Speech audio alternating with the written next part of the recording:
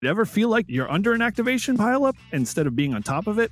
Well, then hopefully we have a few pointers that can help break that cycle and put you back in control on this episode of Live Free and Ham. All right, hello. Welcome to Live Free and Ham.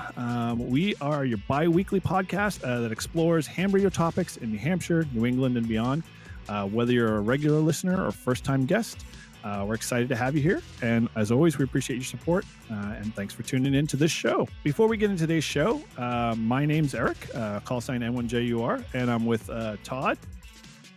Call sign W1STJ. And Ryan here is still out flying the globe.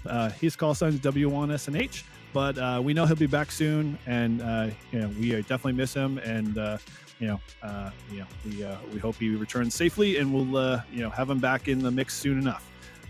Just a couple of things before we kind of get into the show. As always, we like to make sure our listeners know what's going on and where we can be found. As always, every month, and we're in the month of October now, we always like to host a live stream on our YouTube channel. So it's always important that you go ahead and subscribe and ding that bell so it notifies you when we go live. And make sure that you're part of all of our socials too as well. And one little change, we originally were talking about going to be at the latest October session for Nearfest, but due to some personal conflicts, we won't be there this year. So we're all sad about that, but we want to make it up to you guys. So we're going to be putting together a quick giveaway. So as always, make sure you stay tuned to our website, check our socials, so you don't forget. Make sure you subscribe to all of those and keep an eye out for an announcement. And so kind of to wrap that up, Todd, what's been going on with your ham radio life? Not much. I've been really busy back to baseball, and haven't had much time playing with the radio.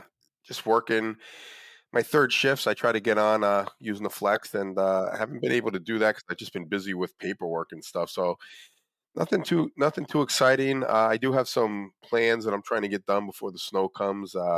Regrounding my station, cleaning it up, and grounding it to the house, and doing it the right way. So Ryan's going to help me with that. And the other thing is, if I can get to it, if that gets done, we're going to try to put up the DX Commander. DX Commander, finally, vertical, maybe. Yeah, maybe. We'll see. All in due time. But want to get the grounding, and then, winter projects, I got making my go box and all that kind of good stuff. So. Oh, yeah, that was a great episode last episode. If you didn't get a chance to tune into that one, definitely check it out.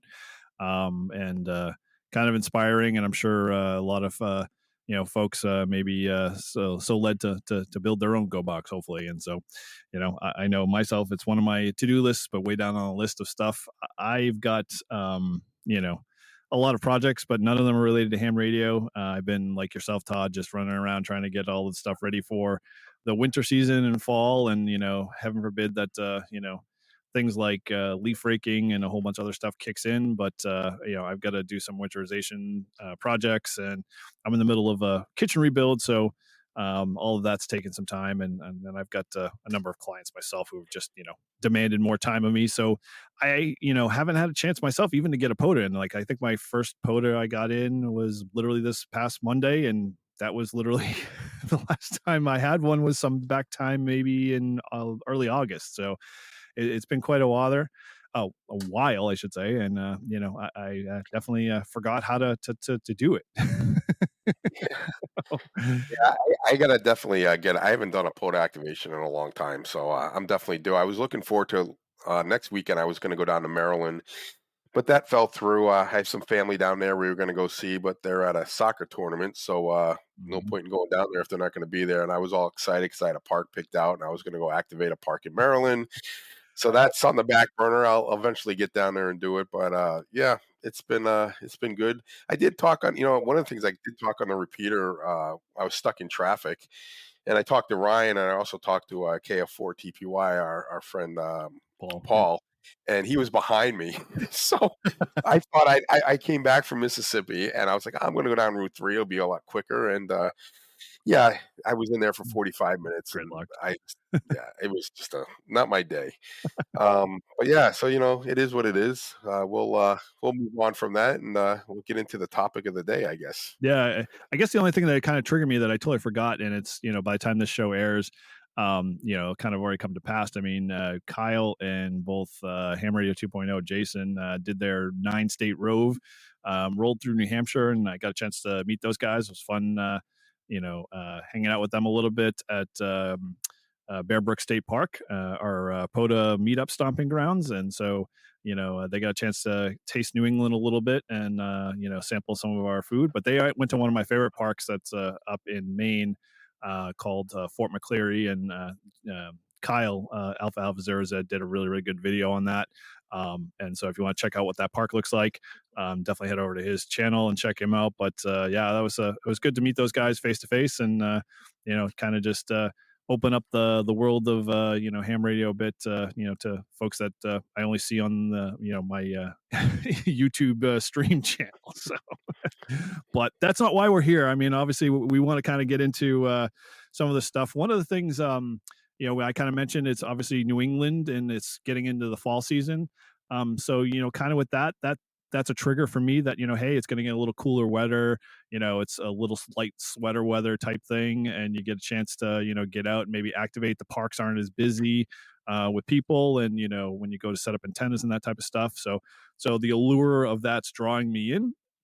And kind of with that, I had done a POTA activation, like I said, last Monday for me, and that was like really kind of my first activation. And I got into kind of a decent pile up. I mean, not one of my better ones, and we'll kind of dive into it. But what it kind of spurred in my thought was, thinking processes was, okay, well, how did I handle that? How did I handle the activation? How could I have done it better? Kind of tweaking that process to kind of figure out how to hone that a little bit. But I really got to the thought of like, okay, there's got to be some secret sauce a little bit. There's got to be some way, how do I get better as managing a pile up? And so Todd and I kind of sat around and thought, and well, hey, we should really just, talk about the nuts and bolts of pileups and, what do they look like? How do, what's our experiences with them? And then, let's take them apart a little bit and see if there's like kind of something in there that, helps, you guys as activators that are out there and us, hopefully. And, at the very end, we can put this all back together, assemble something and say, hey, this is how you do the better pileup. This is not going to be a, magic bullet for sure, because we all know pileups are still a mystery, but, we'll try to do our best, to kind of put something together, and hopefully you can walk away with something that you haven't learned before. Yeah, very good. For me, newer ham, heard a lot of pileups. Didn't really like them when I was trying to get into them, because you could sit there for hours trying to get in, and you don't know if they can hear you or not, or where you're at. But when you're on the other side, when you're doing a POTA activation and you do get a pileup, at least my experience was it was just awesome. My first one was I did a late shift at Silver Lake Park, in Hollis, New Hampshire, and it was daylight when I did it. It was a summer activation, and I was all set up, and things started off slow, and then all of a sudden I was getting a huge pile up. It was like one after another. I was hearing multiple stations, and I was pretty nervous, and I was at the same time getting texts from, I think you, Eric, you were texting me. I think Yeah. Bill was texting me. You're doing great, Todd. You're doing great. Going. Keep it up. Here you Keep it up. Yeah, there's a guy here. There's a guy from Greece calling you. Listen for him. So anyway, what I found was I kind of got into the zone, Mm-hmm. and I just was like totally focused on working the stations, getting them in the log, moving on. And I got into a rhythm almost. And it was the first time on ham radio that I actually felt like I was running something, like I was in control. I was calling the shots, and I was managing it. And I think that's what's really cool about a pileup. You got to always remember you're the one in control. You can go as fast as slow as you want. All the pileups I heard were during contests, and you got these guys who are like professional DX contesters, and like they go so quick. Mm-hmm. With POTA, I didn't have to do that. I could take my own time and get it. And those guys are still waiting because they want to get you. Right. And you don't have to be like, I'm not trying to get 1,000 contacts. I'm just trying to get everyone that's on there. And I would sometimes yell out, hey, I'm going to get you all. If you stay around, I'm not leaving until I get you all. And Right. eventually Yeah, The that pileup actually will that's a fade away. good point. Yeah, I mean, in essence, that is I think that's a really good stance to take. I guess you can get a little crazy you can get overwhelmed very fast too as well if you're managing a pile up and you're not ready to kind of deal with it, especially if you are a first time activator and don't know kind of what the ropes are, and you're not with someone maybe who doesn't have the same level or advanced skill in being able to handle or identify when a pileup's starting to come about. I think one of the same similar examples for me was when I was traveling up to Vermont for business. Vermont is a very much coveted state like Maine is for hunters. Like it's the hardest state to get a hold of. It's one of the ones they want for WAS. It's sort of like our Alaska and Hawaii's that we struggle to get all the time. And we've heard stories from the same activators out in those places that they're doing 4.5 hour activations because they have over 1,000 contacts in one park's activation, which is just mind blowing and all. But that alone, 4 hours sitting there, I wouldn't have enough water, I wouldn't have enough food. You'd have to call emergency services because you couldn't pull the microphone off my body because I'd still be holding it. But Well, it's funny you say that because I do a lot of hunting too. Especially when I have time to sit in front of the radio and kids go to bed, and if I'm not tired, I'll get down on the radio and I'll start seeing if there's parks out there. And the hunting, what I notice is I've seen guys in pileups, and then they just say, "Hey, I'm taking a 5 minute break. I need to get a drink of water," and they stop. yeah, Right.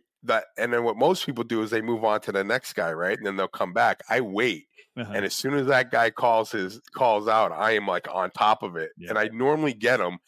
But what's cool about parks on the air is that you can do that. You can take the break, and those guys are going to still be there when you come back, because for whatever reason that they're trying to work you because they either need that park, it's a new park for them, or for us like in New Hampshire, but like Maine, or if you're Maine and Vermont, you absolutely people don't have those states, so that's a priority for them. So they're going to be hanging around trying to get you and wait longer than maybe someone else just making a contact or a pileup might move on into the next park. right.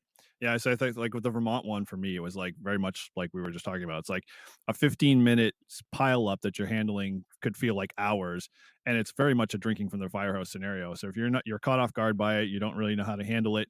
There's a lot of things all coming at you at different points. I think, like you pointed out, the best way to kind of stop initially is just stop, and say, "Hey, I will be, we'll put this on pause.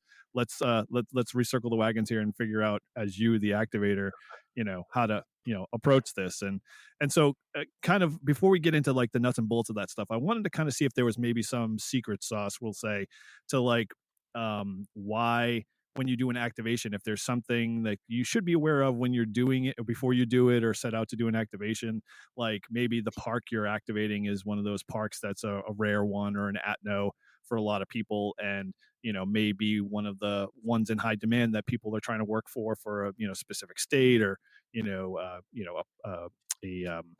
grid square or something to that effect, or maybe it's related to some other things like time of day or hour. I mean, so let's kind of talk a little bit just of that, the semantics around it. So like in an activation, obviously when you're going out to activate, I mean, a lot of times I don't spend time deciding what the park is going to be. I'm more about like, okay, how can I get into the park and how can I just set up to activate and look for location? But how do we think like park designation is an importance? Like, is it heavy weighted for a lot of those hunters that really want that stuff out there? Have you found that when you go to one park versus another, like I know you traveled from, activating stuff in Vermont as well as activating stuff down in Mississippi. And I know the one time I contacted you down in Mississippi, you had over 100 and some crazy number of contacts. Did you find that park was like, one of those parks that's in high demand or feel like it was?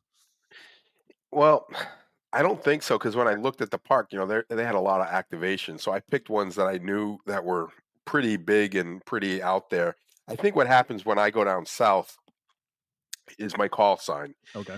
So when you're down south, if you get down in Mississippi or even Florida, I can get like Arizona, some of the states that are harder, say from New England to get all the time, and they see a W1.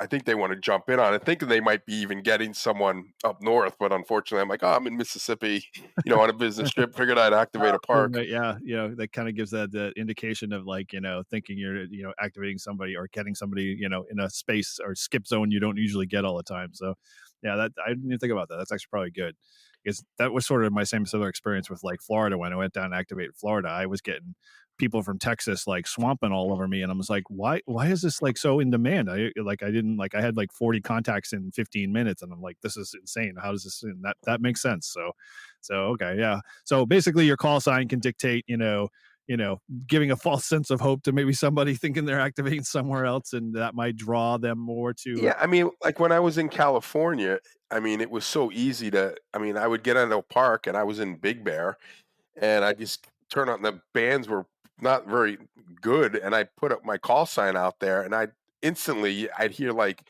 I'd make one contact, and then there was like a pile up, and I was like, it's crazy, right? Right. But I think it was really because I'm a one out in California, and they're hearing me, on the West Coast pretty strong. Okay. So I wasn't being deceitful. I had the right thing, and I would tell. Sometimes I would tell the guys because they would ask. They'll be like, "Are you in California or are you in New Hampshire?" Because I said, "Yeah, I'm on vacation. Just checking." having to explain. Yeah, Right. that's what I'm doing. So Okay, so that can be a benefit to to an activator is basically park designation, and in relation more to your call sign, being in a we'll call rare section. So that can be a benefit to you to being able to be part of or get more pileups.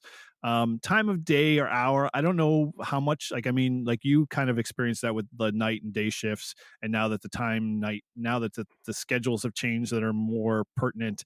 Have you found that you've had more of like when the night shift rolls over, your pileups all of a sudden start showing up more, the ones you have done, or no? yeah, my experience is if you do a late shift, you're gonna get a pile up. I mean, unless there's like a blackout, no one can hear you, because people want to get those late shift, points or whatever you call it. Yep. But my biggest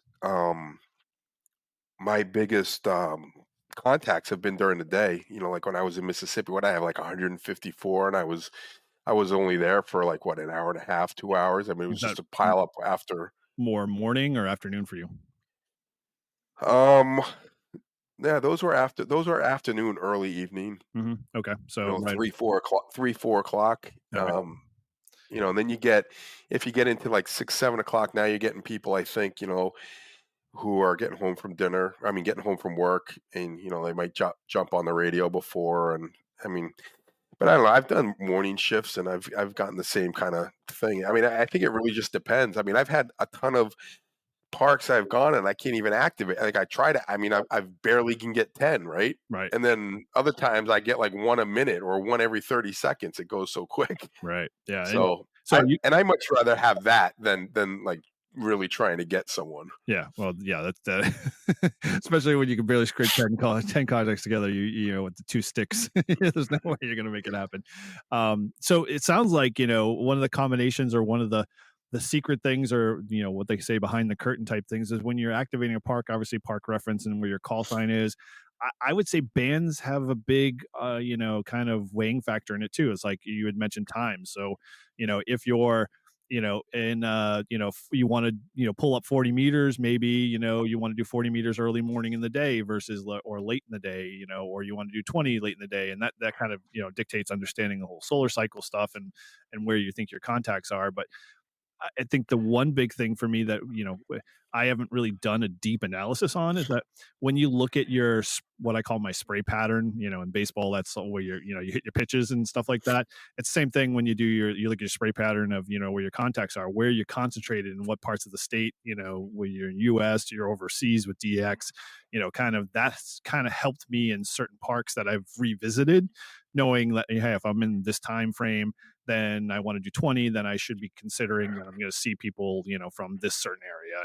And so, it's not a guarantee because we always know propagation is not, 100% always accurate, but, at the same time, it helps you at least, feel like you're going to be able to maybe securely, successfully activate the park or, you're going to be struggling for the next 2.5 hours. So, Yeah, I mean, I also think when you switch bands, like 20 and 40 is probably the most popular bands for POTA. At least that's what I see. But when you and I were at that park by the dam, Oh yeah. what was that park called that we went to? Do you Um, remember? it was where I could look it up while you're Yeah, talking about. yeah, it's all right. Well, we were there, and I had activated on 20-meter sideband. I think you were doing FT8, and then I think our president, W1WRA Bill, he had sent a text saying, "Hey, 10 meters is wide open." And so I switched to 10 just because I already activated the park. Like, why not? And I think we had to pile up on that, a little one, but people were pretty excited. Oh, thanks for activating 10. It's great that you're doing that, because I guess a lot of people weren't at that time, weren't 10 wasn't that good, but that day it had popped up and people were looking to maybe hunt different bands. So, if you have the opportunity to use an off band, say, you might actually get a pile up when you weren't really expecting it. Yeah, yeah, definitely there.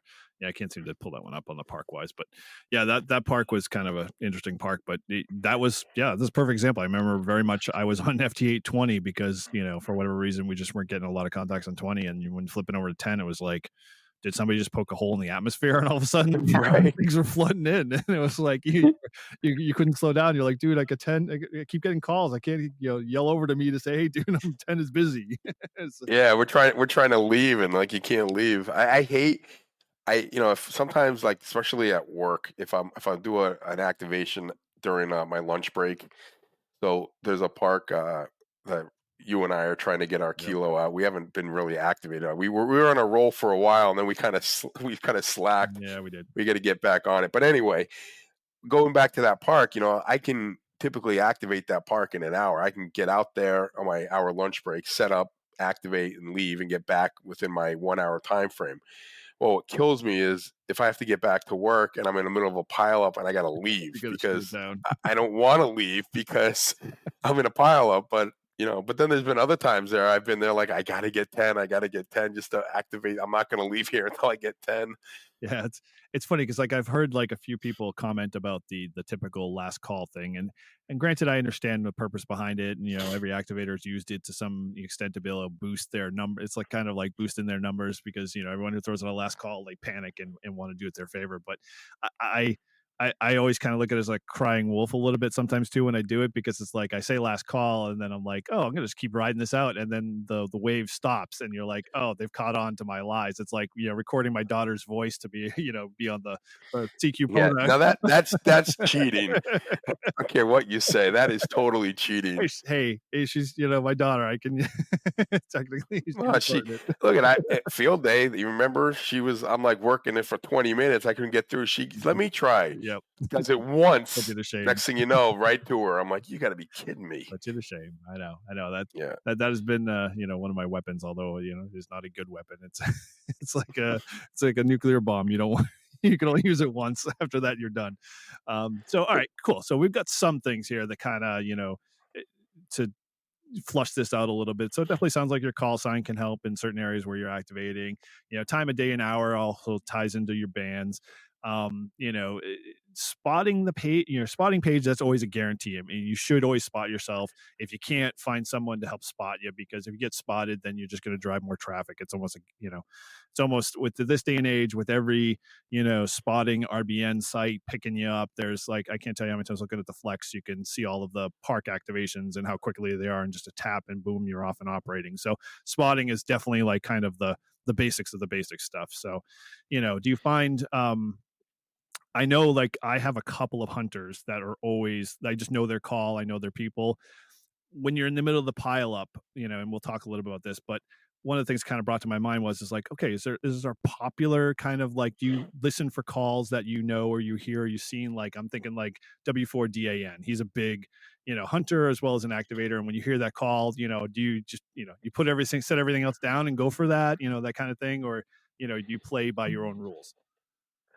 So and I'm really bad with remembering people's call signs. I mean, my memory's going as it is. I don't know if it's old age or what. And I'm not even that old. I Well, I am don't Tom. feel I'm old, but I am. you know what I mean? It's like I can't remember. But there was a woman that I worked with, or I worked a lot up here, and she was on every day. And I would just every day, she'd come on the same time, and I'd try to work her, and I'd work her, I don't know, 7 or 8 times.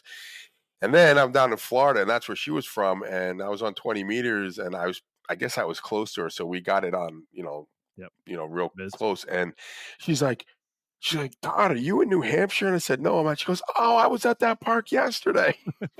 So it was just funny that she remembered me. And then I've worked other guys, in the hunt on the hunting side, where you work the guys, and then they'll switch bands. So I'll Mhm. try to work on, like they'll go from 20 to say 17. Right. I'll work them on 17. They're like, oh, thanks for getting me on 17. But yeah, you do recognize call signs, especially if you're on a roll and you're doing a lot of activations in a short period of time. You'll get the same people over and over again, Yep. and I like to reach out to them. But the other thing I like to do is, if it's getting too much where you can't even hear anyone because there's so many people, I've listened to other activators do things, and they'll do, okay, I'm going to do ones first. Are there any ones out there? Are there any twos? And they go through the numbers, right? Then they go any QRP, any park to parks. Yep. That's kind of what they do to kind of uh, thin it out a little bit, Mhm. because I've had it so many times where, like, I can't, like, you just call, you don't even have to call, you don't even have to say QRZ, you just sit there Yeah. and, like, you finish and it just comes, and you're like, what? You didn't even get a breath. Like, you're just gonna get a drink of water, and it's like, nope, can't do it. The pileups already. As soon as that guy gets off to 73, it's like, bam. All right, so it sounds like So this is a good setting stage. So let's kind of set the stage a little bit. So you start your activation and you kind of getting these dribs and drabs here and there while you're kind of ramping up, as they say. You know, do you find that you can sense or know when the pileup comes, or is it just kind of these things that kind of thief in the night comes and it just shows up for you, and you're like, or do you feel like you have like that spidey sense at all? Do you have any of that when you do your activations at all? Mm. not really. And I've had, like, I call them like mini pileups, because I'll get a whole bunch, right? I'll get like 5 or 6, maybe 10, 15, like all coming at me, and then it goes dead for a while, and then I'll get one here, one there, and then all of a sudden I'll get another pileup. So it doesn't necessarily have to be an ongoing pileup for hours upon Okay, hours. so it's not a continuous Now, wave. yeah, and when I did that one, when I think my first one, when I was at Silver Lake, that just came on and it just didn't stop. And, like, I looked up, and when I got there, I was sitting on this nice park bench, and I had my tent out, and I was just, everything was good. And I was so intense on making the contacts, logging the information, that when it finally died, like, I was there for, like, what, 2.5 hours? I You mean, were literally right. 2.5 hours of nonstop. And, like, I was losing my voice. I was, like, out of water. I was, like, done, right? I'm like, I got to get at it. And I looked up, and it was pitch black. Now, I don't know if you guys know, like, those of you that aren't from New England, like, when you get to New Hampshire and you get, like, away from the lights, there's not, like, a lot of lights, like street lights. It's dark. So when it's dark, it's like black. And if Yeah, there's no moon out there, and of course, I black. don't have my a flashlight with me. All I have is my phone, and everyone's been texting me, and my phone's running out of batteries, so I've only got, like, a little bit of light left, and I'm like, oh, and I just couldn't believe it, how I was so into it that I didn't even realize it was getting dark out, and I didn't even realize what time it was. I think I left at like 10:30 or something. You was I quite a while. started at 7. Yeah. So that was and sometimes you get into that zone. That's what I call it. It's like the POTAs, the pileup zone, and you just working people, and they're working you, and they're just happy you called them. And sometimes you'll hear like foreign stations, like DX stations, like a lot of Italy and stuff you'll get, but sometimes it's like they're weak, but you hear them. So sometimes I'll focus in on them and give them a shot, even though I got a whole bunch of people that I've got, 5.9, 5.9, but I might have like a 4.3 or a 4.4, but I can hear them, and I'm trying to get the call sign to get the DX contact. That'll give you also a little bit of a break from the monotonous of just Yeah, fire going through rapid the whole fire, thing. right? Yeah, so I mean, it's, again, you're in control, so you play it the way you want to do it, and there's no right or wrong way to do it. I think I do it differently than you might do it, Eric, but it's you're controlling it, and it's your pile up, and just you work it as you want to work it, and you don't have to be super fast at it. But it was great experience for me, because it gave me a lot of confidence getting on the radio, and it gave me a lot of confidence working these contests with these, like I call them the professional DXers, Yeah. that are like 5'9", been a 5'9", but it gave me a lot of confidence to reach out and throw my call sign out there and see if I could work them, just because I had that experience of getting so many people calling me, which is the best part. So I actually love it. It's the best part of POTA, activating and pileups. You can't beat it. Like that is the ultimate ham radio for me. That's it. Okay. POTA, activating pileups. So I feel like we're just kind of glazing the top of top of the cake here a little bit. What I want to really kind of do is you definitely talked about sharing. Let's kind of share a little bit about like how you do your. And again, like you had said, it's not the same for everybody. Everybody handles a little differently. And I know there's some hunters out there that I'm even starting to adapt my strategy to match theirs a little bit. And it seems to be like more and more of the pile up in general from a standpoint of activations seems to be following lockstep with a lot of DX nomenclature. So like you had mentioned, like a lot of you get into a contest or whatever, and it's like it's always everything's a 5'9", everything's a 5'9". I'm starting to kind of see that too as well in POTA, because as we all know, when you really get down to the nuts and bolts of it, that signal report doesn't mean anything in the POTA world.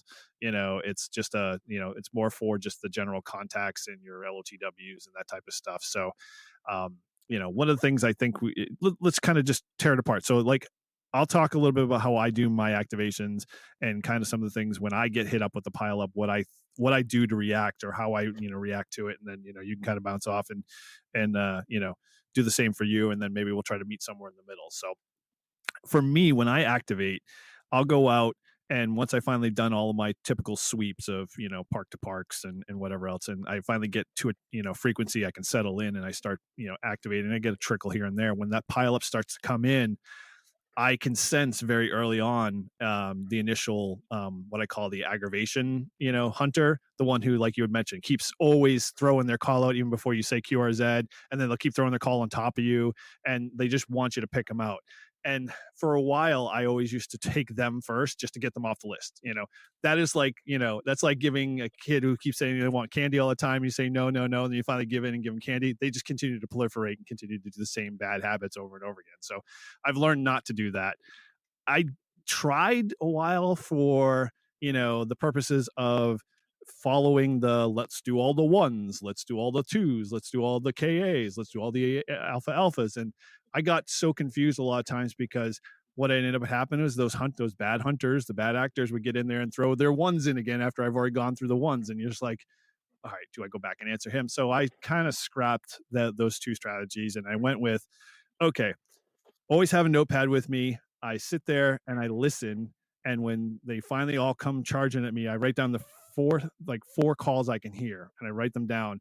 And while I'm writing them down, I'm okay. The next, breath, I'm picking up the microphone and I'm yelling, the first call I hear. And a lot of times that can't be the loudest one. A lot of times it might not be even a QRP station. And, it might be just something I kind of heard, like 3 letters and a 1 or 3 letters and a 6 or whatever.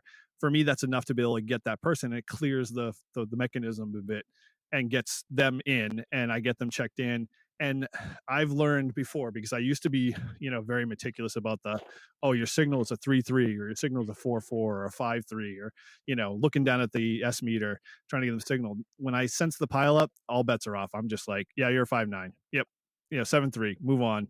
I don't even ask for any of the states because I know most of the stuff will check out when I, go through the QRZ lookup or whatever. And so I'll handle all of the calls I hear, and then I'll be listening, hopefully in the background. And again, my listening skills are decent. I don't always get it right. I always forget. I always write down maybe an incorrect call, but in essence, like you said, you own it. So this is your pile up. You get to manage it how you want. And if you screw it up, well, hey, you screwed it up. Just move along, because there'll be more out there. What I run into 9 times out of 10 when the pile up is at the height of everything, you're like, wow, I want this to keep going. And then you're on the downward cycle and you're like, oh man, I had like 15 calls 10 minutes ago. Now I'm barely getting 1 or 2. What happened? Like, did I do them injustice because I didn't give them the time and do, diligence or what? And so I'm still working on that part. But for me, when I'm handling all of that traffic and all those people, and actually one tip I would recommend for anybody if they want to get better at that is go run a traffic net. go listen to those people that check into constant traffic nets on VHF and UHF all the time, because no matter how many times you tell them, please respond your call phonetically and slowly, it's a blah, blah, blah, blah. And it's like you're like, what? What was your call again? Is a one or is that a five, or whatever be the case? And so you end up just going like, I'll get back to you later. And that kind of toughened me up a little bit to when I started, dealing with more pileups, to just like ignore the ones that just, aren't clear enough, and I'll eventually get to them. So that's kind of how I handle it a little bit. So you talk a little about yours. Yeah, I kind of do the same way. I definitely, the guy that's calling me and interrupting and calling before I even finish the last contact or whatever. I don't care how loud he is. I'll ignore him and go with someone else until he waits his turn and has the etiquette of the pile up, I guess. Mhm. But yeah, definitely good advice with a note paper, a piece of a notebook and a pen or a pencil where you can just write down. There's a guy that I've listened to when he's activated. He listens to the pile up. He's pretty good at it. He'll listen to everyone's call sign, and I don't know how he does it, but then he'll stop and he'll take like 5 stations that he heard in Yeah. that instead of doing one at a time. Mhm. I haven't mastered that yet. That's I wish I pretty could cool. because I like the way that works, but it's very hard to do. Um, I always give priority to QRP. Mhm. Obviously, park to parks. Park to park always. And I think everyone does that.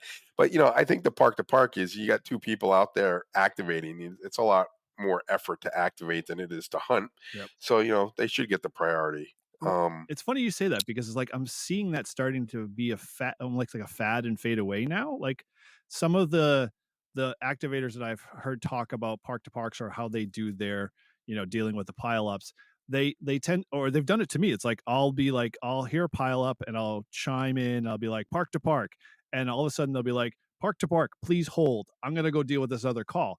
And I'm like, we called in at the same time. So I thought in the world of POTA, park to parks were royalty, because like you had said, it's like you're in the middle of your own activation. But I find a lot of activators are just, they're less taking them as priority over everything, and they'll go after other stuff first and then go back to your park to park, because they know you're going to be there. You're not like, I guess, going to be leaving anytime soon. But Well, like when I start an activation, for the most part, I will. If I'm doing say 20 meters, I'll just go through all the 20 meters. Can I hear them? See if they're there. Try to reach them. You get a couple contacts. Sometimes you don't get any, and then I move on. Then I move on to get my own frequency and then start doing my own thing. Yeah, I think it's I mean everyone has their own priority on how to do it. I mean, I personally I figure QRP is I have a lot of respect for these guys that do QRP. They're working really hard. They got low wattage, and if I can hear them, I mean they deserve the contact. Over a guy that's pushing 500 watts and I can hear clear as day. right, The exactly. QRP guys. Guys that are mobile, marine, maritime. I'll give those guys, like if there's a guy out in a boat somewhere and I hear that, that'll Air jump up. optical, yeah, one of the They don't necessarily have to be the strongest contact, but if I hear them, they're a rarity, right? They're not like just the usual guy. But like I said, if I have all the time in the world and I don't have anywhere to go, I'll stop in the middle of it and say, hey, I'm still going to stay here till I get here. Hang around. I'm working everyone. Just be patient. I'm doing as best I can. And some people end up leaving, but I think the other thing, when you say like it just stops, I think there's only so many people hunting at one time, right? Mhm. So if you have 150 contacts, like how many more people are out there hunting at that time? You might have gotten them all. That's why it True. slows down. I mean, that's my theory. Good Um, theory. That makes sense. It makes me feel better though. right? Like this. I mean, I don't know how many people would be out there, but it's like I notice like when you're in a long pile up um and you've been working like over 100, sometimes that's when you start getting duplicates because people are just going around hunting and they don't remember who they worked you or not. And then it pops up on, if you have the internet on your, like, I switched my laptop to a LTC or LTE, Yeah. wireless one so I can see now if it's a duplicate, right? When they call, I put their call sign. It says, "Hey, it was a dupe. Oh, sorry about that. Yeah, no problem. Hey, I'll be on 10 meters later. Look for me then." Yep. All right, and then some of those guys will wait, and then they'll see you on 10 meters, and then they'll call you back. So it's another way to if you're planning on doing two bands Good secret sauce. or more, So do a little advertising while you're doing your activation.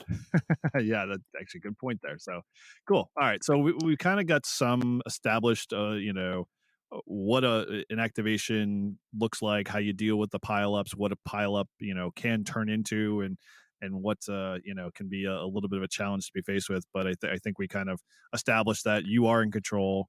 It's your activation. So you get to set the what happens and how everything plays out. And so if you need that break or you need that, pause, that it's totally acceptable. And whether or not those hunters care or in a place to not hang around, that they will eventually come back if they really need you. So I think one of the things we can try is like let's see if we can kind of put some closure to this process, because obviously we could go into the pros and cons of why a pile up, or what a pile up can look like, and how the things that can break it very fast, and those that can keep it going forever. I don't think those are all concrete things, and they always are dynamic, and they will change depending on the band conditions, where you're at, and who you work and how popular you might be in the location you're at. But what what kind of summary statements can we put together, that would basically say that when you're doing a pile up, what three things do you want to do before you kind of let it get out of control? I think for one, stay calm and be whatever works for you. There's no right or wrong way to do it. So if you're used to hearing the loudest station and that's what you want to do, and you don't care if they're QRP or park to park, or just do that. I've noticed when you hunt, there are some guys that they'll like to pick the stations that they hear first, and then there's other ones that they'll pick that they hear last in the pileup. So if you're in a pileup, sometimes if you're the first guy that they hear, that's the one they go with. Other times it's like the last guy they hear. Um, there is no right or wrong way. You do it yourself. You do what's comfortable for you.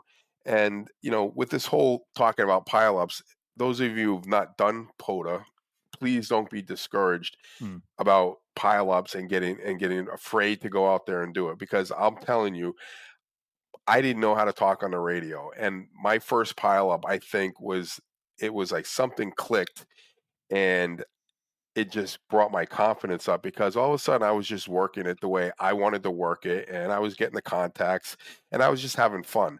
So if you're not comfortable speaking on the radio, or you think it's that, you don't get pileups all the time, but if you do, you can go as fast or slow as you want. I mean, the worst thing that's going to happen is they're just going to go move on to another station, right? And they're probably going to come back when things quiet down a little bit. Yep. So don't get discouraged if you're not comfortable. You think you can't do pileups.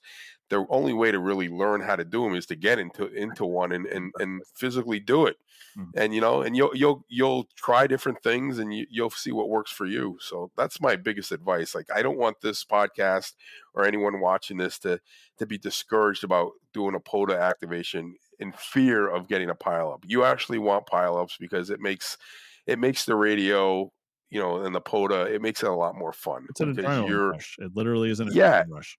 yeah, and time will fly by, and you won't even know how many contacts you go. And then you look, and when you have to scroll through your log to see all your contacts, that's a good feeling. You're like, look at that. Yeah. Yeah. Well, and those are like what I call the high times of life, because when you're in, like, you get three or four of those. And I know when I started my early POTA, career, I was like, my gosh, this is so awesome. I got to do this all the time. And then, we had a drop, a dip, solar cycle wasn't that great. And I can remember the first time, like, I barely scraped 10 together. And I was like, what has happened? Did I do something wrong? Like, is like the magic dust not sprinkled on my head any longer? Can I not, like, turn water to wine? Whatever the case, it was like, it just kind of all fell flat. And then I realized it's like, oh yeah, that's just normal for this process. And, it's you got a chance to try it as a novice and get used to it, like your technician. And then when you get to general, it's like all of a sudden you're opened up to this world of like, what the hell's 20 and 40? It's like I only know them as multiples of each other on the, mass scale. But it's like you think, okay, like you said, Todd, if you're fearful of those moments, then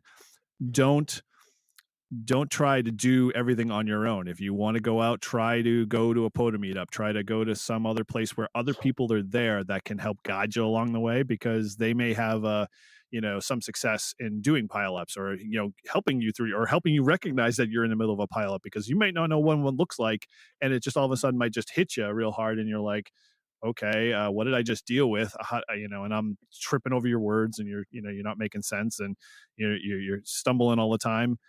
That's totally okay. Like, as Todd said, that it's a matter of commanding the pile up your way and how you want to do it. So staying calm is obviously awesome. And go with what's comfortable, as Todd said, which is definitely the second thing I would say bullet wise. And then how you manage those people, like you said, it's a style. It's like, how do longest, who's the short, who's the quietest call, is it DX versus, stateside? Is it a one call versus a 5 call? Whatever, how you do that, that's just how you're comfortable with stuff, and how you deal with rope memorization, and that, that type of thing when it's going, from the fire hose standpoint, you just want to figure out how you can deal with it quickly. And funny thing is that a lot of hunters will realize, or may realize, that you are new to this, and they may just step away for a little while, go find something else, and then they'll come back when it's calmed down a bit. Yeah, my experience is the hunters are very grateful that you worked them, and they thank you for activating, because I think there's guys out there that don't activate. They just like to hunt. Like that's the part of POTA that they like, and they're just grateful that you're out there, and they always thank you. Thanks for acting. Thanks for being out there. Thanks for doing this. Another advice is make a cheat sheet. It can get overwhelming, and especially if you're new at doing it, and write down kind of like bullet points of what you say, Q or Z, Mhm. and then what write a call sign, repeat the call sign, whatever you need to do to make you feel comfortable with doing it. And like I said, for me, I'm a learner that you can tell me how to do things. You could write it. I was terrible at school when it came to like lectures and stuff. It just doesn't work for me. But when I do it, I got better at it because that's how I work. Now, other people might not do it that way, but I mean, Eric, you can attest. The first time when I got my general and we activated my first park, I was a disaster. Ah, you And weren't. I was like, You were I definitely was, new. I, You were. I was a disaster. You I didn't know what to say. I didn't know how to respond. I didn't know what they were saying. But a little practice, and all of a sudden, it starts to get, you're now it's like I feel really comfortable doing it. And I've had people in my family, watch me hunt or actually do a park, and they're just kind of amazed. They're like, "How do you? Mhm, What are you saying? Like all those code, the ham code, like you learn them all when you take your test, right? mhm. But you're like, well, when do you ever use them? But I can hear them now, and you can go back and forth, and it's almost like you're. It's kind of the way I think like an air traffic controller, right? If you're not flying airplanes, or if you ever listen to an aircraft, they call out the tail numbers, they do this, they repeat, and you're like, what are they talking about? But I think if you do it every day and you know what you're listening for certain things, it becomes like its own. Language. I don't know. Yeah, it's like its own language or its own thing, and it's not really that complicated. So like when I do pileups, it's like the pileup language. I know I'm listening for call signs. I'm listening for and if they say park to park, I'm trying to get their park too. Make sure you get that park. But I was listening to another podcast. They're saying now that on the park to parks, you don't even have to Yeah. write them down anymore. But I don't know if that's true or not. It is. It's not. It is true, because in essence, the POTA database does a phenomenal job of linking all that together. But in my Right. mind, it's like I want my log to know of Right. where and what park I was activating, because not to say that I don't trust the system, but the system could fall apart at any moment. If I have all that data, I might as well have the right data in Yeah. my logs, because I'm pouring time into it. So, you know, I think the only other catches is, and I know what podcast you're talking about, but it was more so about like the grid squares too. Like they never used grid squares in FT8 when they were making up a grid square. I'm like, really? Who makes up grid squares? Why would Yeah. you do that? But yeah, I Yeah, I like that's like with a park to park, that adds another layer, right? Because you have to get their park. yep, So if you're in a pile up and then you get a park to park, you gotta like so that's where a cheat sheet might be good. Like you could say, if it's a park to park, add, line 4. yep. Make sure you get, K, whatever, and that they get yours. But yeah, it's a great experience. It's literally my out of all the things I've done, and I haven't done a lot in ham radio, but the things that I've done, like POTA, field day, like being out on the outside the shack is probably my favorite thing. Being out in a field at a park, portable antenna, portable radio, making contacts, talking to people around the world. That's where I find it to be at, and I think that's why I'm so attracted to POTA and wanting to do it. I would much if you said, "Hey, would you rather just sit and work stuff on the shack, or do you want to go out and do a POTA?" I would jump on a POTA any day Yep. because for me, that's just more exciting. Well, and we find that a lot when we do our POTA meetups. The people that have never done it before all of a sudden show up and they're like, wow, this is actually not bad. I'm not in my shack. I'm not just stuck to what I have. I get a chance to experience a whole new series of calls and contacts and locations that you normally wouldn't get when you're in a certain spot unless you have a 75-foot tower and a 5-element beam and half a kilowatt behind you. But even then, that's not always a guarantee. But I, I'm with you. The park element of it is definitely the one thing I love the most, and it doesn't matter what season it is. But when it comes to the pileups, it's very much like I call it like the dance. Like when I'm in it, it's like you're hearing your favorite music in the background blaring in your head over and over again because you're just like, I'm in the groove, I'm doing this thing, and if you've done them enough, you want them to keep going. It's not like, and you're trying the best every time when you're doing a pileup to get better, so you don't annoy those folks that are just like the seasoned hunters that just want the contact to move on to get to the next thing, but at the same time still trying to keep the delicate balance of new people that might be hopping on and just they want to do a quick conversation, which I think hunters are getting smart enough and listening more, hopefully, that when you're in those pileups and you're working those pileups, they don't just stop you and say, hey, what's the weather, what are you running for an antenna, and it's like, I am just right in the middle of the groove, dude. I would love to have that conversation with you, but now is not the time. And I don't, I can't Right. say that to somebody because it's rude, but at the same time you want to give them the Yeah. time because it's going to keep them coming back for the next person who does the next activation and whatever, and they'll make that program that much better, and making everybody's life that much Yeah. better. Everyone talks about, like you get your license and you can transmit and do it, but you can listen and you don't need a license. And I really would advise anyone who is thinking about, doing POTA and getting out and activating parks. And if you've never done it before, just listen to pileups. Go on, find a station that's got a pile, just listen to how they do it, and then go to another one and listen to how that guy does it. And you'll see the different ways that they do it, and they're all right, and that's just what works for them. And you'll get your own style. Yep. And like I said, when you're activating, the hunters are very thankful that you're out there because without you, they can't hunt. So they're very appreciative when you're out there and it's like, a blizzard outside or it's 10 It's degrees out. 115 degrees outside and you're out activating in the middle of Texas. Yes. Yeah, well, like I said, I haven't gotten Alaska yet from hunting, and I'm trying, but I know there's a guy out there, and I have him on my hammers, and he's out there, and he's like, you know, it's 20 below, and he's in a tent in Mhm. the middle of like a frozen lake, Yeah. and he's out there like that guy gets a lot of props for me, like good for you, man, like you're out there like not only dealing with the elements, but you're out there like, and he does it on a regular basis pretty much. He gets in a groove and he'll do them for like a week straight. But I mean, I've seen guys like even locally, like I'll pick up, sometimes you'll pick up a local, in New Hampshire, Mass, or Connecticut, and we'll be in like a huge rainstorm. Like, what are you doing out there in the rain? I know. They're like, oh, I'm activated. I'm like, hope you're in a tent. Yeah, there's one I think they call him the Flying Hawaiian, I think is what his nickname is. He's one of the activators out in Hawaii. I don't know whether he's out on Maui or what. I'm trying to look up his call sign, and I so sad I can't remember what it is. Oh, it is no, that's on the Hawaiian parks. Dang it!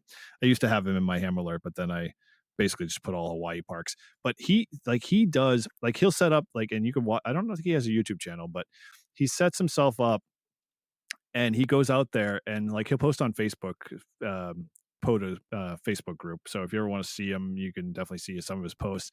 But he'll be out there for 7-8 hours straight, and like he'll be like, I flipped the different bands. I did FT8 this part of an hour, so a couple hours. I did sideband for this side. I had my antenna up, but my batteries didn't last long. I mean, he'll go on and on about like how many all of the ups and downs and everything he had, but you can sense the excitement in his voice because he was freaking drinking from the fire hose for 9 hours straight. There was everybody and their grandmother out to get him to make sure that they were making contact. And if he's following this, the gray line, it can only get worse because at that point it's just like getting, they're all like just creeping up on him. And so by the time he finishes with the West Coast stuff and East Coast, he's going to get hit by Japan and everybody else along the way. So it was like, yeah, that would be my ultimate dream, being able to pile up, and maybe one day I'll get to that point. But, when the pileups come about, and like we've all said, I think once you get over the fear and shock of it and you understand, or you get a chance to watch somebody before you get to do your own, that might be more helpful. But if you get in your own, don't be fearful. Know you'll get through it. And when you get through it, that you're going to be hunger for more and you're going to want more. And you're going to have to find people that share that same thing. Like, Todd and I share all the time when we talk about our POTA activation. It's kind of silly, but at the same time, it's still like, dude, I'm excited for you. It's like I want more of that. I want you to have that same thing, and I want to be able to go out and do my next park and do the same thing all over again because it's just it's a great Yeah. thrill and I, fun. I'm always guilty of calling you after a good activation. I'm like, I hope he doesn't think I'm like trying to brag and stick it in his face. Like I'm just like, I need to tell someone. I I can't call my wife. She'll be like, big deal. But you'll be like, oh, that's awesome. Man, I'm gonna try to get out later. If the 20 is so good, yeah, I got a quick job, and then I'll pick one up on the way out. I mean, but that's really what it's all about. I mean, it's just getting out there on the air and working this. And POTA is getting so big. I mean, yeah. you look like in the evening and you go on and you look at how many stations are out there, how many parks are being activated, and then you look at the waterfall and on your radio on your screen, and you'll see like half the stations on there are POTA. Like sometimes I'll spin the knob and I'll be like, I'll just hit a guy and I'm like, oh crap, that's a POTA station. I wasn't even looking for him. You really have to spin the dial to look for DX.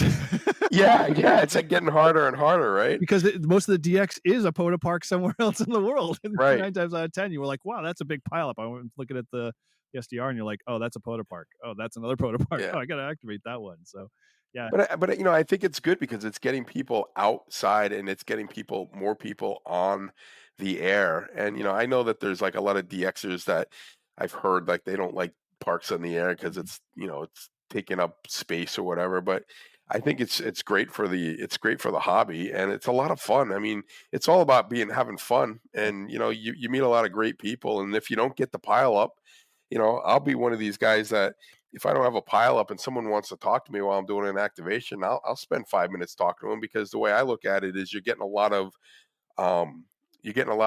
Intel. Yeah, but you're on the grid, right? You're making a lot of noise on the radio, and people are hunting. They're going to say, "Oh, this guy's, he's there. Like, I can hear him good." Mm-hmm. And then typically, after you have that 5-minute conversation, sometimes you get a pile up after that because everyone could hear you because you've been having a conversation and you're not just saying the same thing. They're like, "Oh, this guy, I'm going to get this guy when he's done," and then boom, yep. Now you're in the zone again. Totally. Totally.